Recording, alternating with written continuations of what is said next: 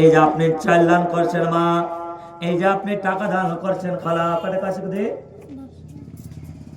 কে দিলে এটা? তোমার বুবু। মাশাআল্লাহ, ভালোবাসা বুবু। আল্লাহ টাকা পাঠাইল, এই দান আল্লাহ তুমি কবুল করিও। তুমি যদি কবুল না করো আল্লাহ কে করিবে আর? ফুলসের হাত মাটি আল্লাহ করে দিও পার।